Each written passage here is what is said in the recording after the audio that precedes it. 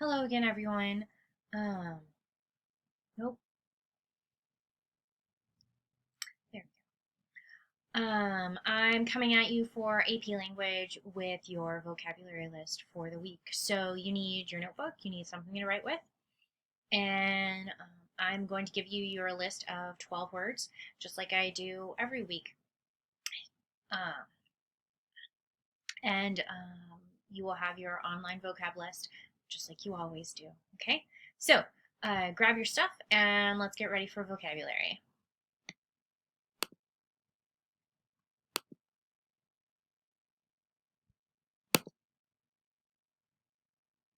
There it goes. Okay, everybody. So our first word is insufferable. Insufferable. And insufferable is an adjective. It means conceited and stuck up. Conceited and stuck up. Conceited, if you don't know how to spell it, is Conceited. So conceited and stuck up. Now the great thing is, since I'm using a video, if you don't get anything, you can pause it and go back to the word. So Larry was insufferable during trivia games, constantly reminding his teammates how much he knew. So it's this idea, they're conceited and stuck up, but like people who are insufferable, like you just can't stand them, okay? Because they can be really just annoying, okay? All right, next word, unconscionable. Unconscionable. This is an adjective. It means highly objectionable or unthinkable. Highly objectionable, unthinkable. The rogue government's actions were unconscionable to the point that some claimed that genocide was taking place. Okay, so these actions were highly objectionable or unthinkable. And indeed, we could use this word to describe things that are happening right now. All right, so it is a very useful word. Highly objectionable and unthinkable. Next word, impertinent. Impertinent. This is an adjective that means rude and poorly mannered. Rude and poorly mannered.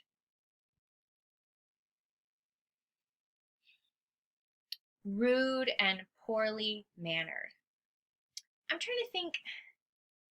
I often think of it like when you're impertinent, like you're being a little bold about it too. So there's that aspect to it as well. So in many countries, it is considered impertinent to cut in line.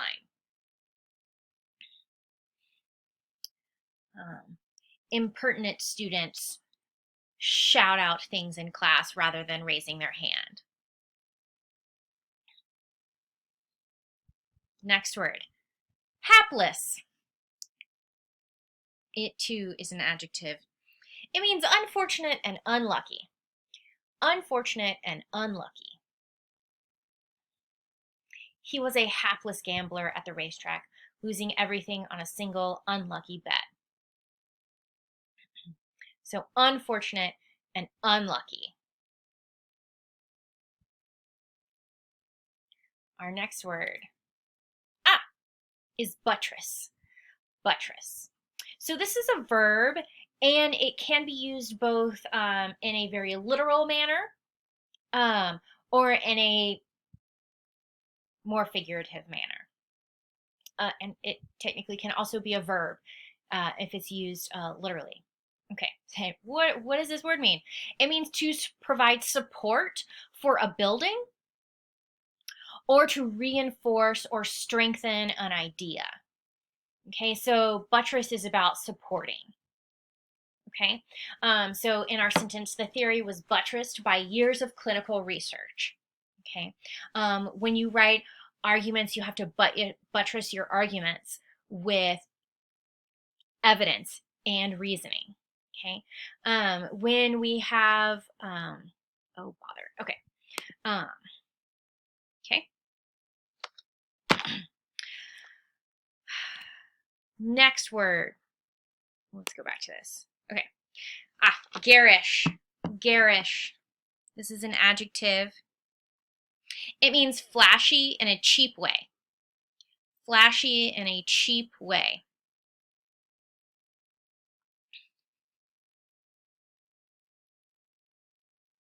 So the garish jewelry, fake gold necklaces and silver rings, was a part of his onstage persona. Okay. So garish, it's flashy in a cheap way. I also tend to think of it as like a fancier word for tacky. Or, yes, for tacky or tawdry, just really sort of tasteless. Garish can mean all of those things. All right, next word. Ouch. Is cerulean. Cerulean. This is an adjective that just means sky blue. Sky blue. So if you have gotten outside today, and if you haven't, you need to go outside because it's a really nice day and you need to get some sunshine. But the sky is a beautiful blue today. All the rain and the clouds are gone, and it is a cerulean sky. Her eyes were light green, but the colored contact lenses made them appear cerulean.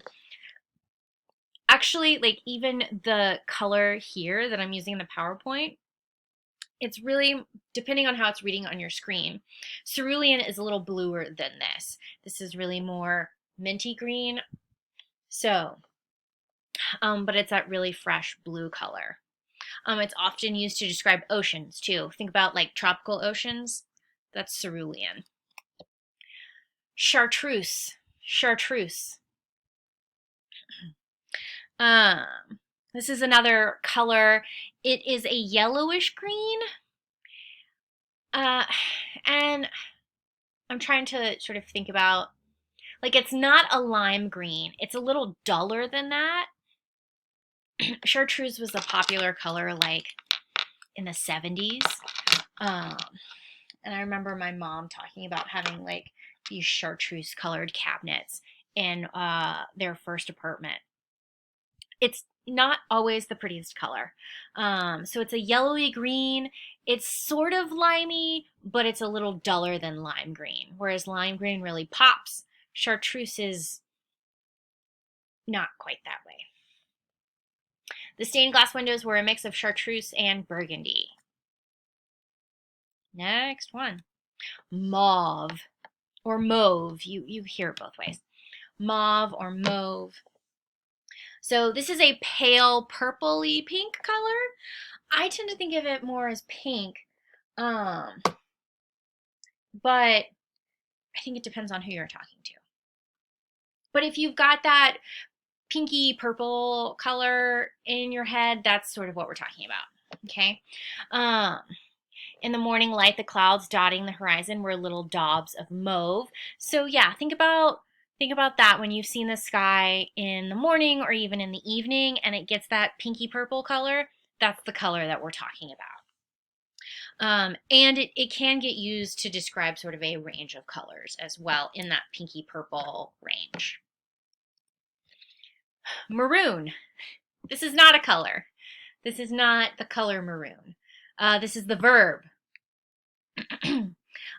This means to abandon in an isolated place. So this means to abandon in an isolated place. He found himself marooned in the middle of Manhattan, his wallet missing and his family thousands of miles away.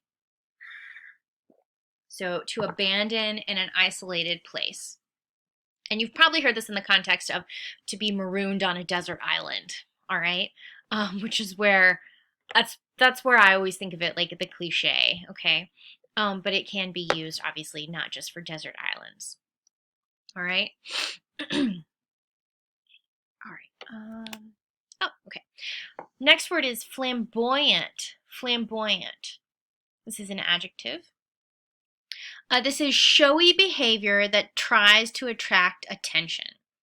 So describing showy behavior that tries to attract attention. One more time. Describing showy behavior that tries to attract attention. The rock star was known for his flamboyant attire, wearing a purple leather suit, green tinted glasses, and a top hat covered in diamonds. There are plenty of celebrities and musical artists that have a flamboyant sense of style. I'm sure you can think of one without me giving you examples, but the one I think of the most is Lady Gaga. I know there's others out there, but I also tend to think of this, especially like showy behavior that tries to attract attention. That makes me think of if you've ever watched the nature documentaries with the birds and they do their crazy little dances to attract attention, they're being flamboyant as well. Okay. All right. And our last word is blackball. Blackball. This is a verb. It means to ban somebody from a group, an association, an organization, anything really, by means of a secret vote. So it means to ban someone from a group by means of a secret vote. So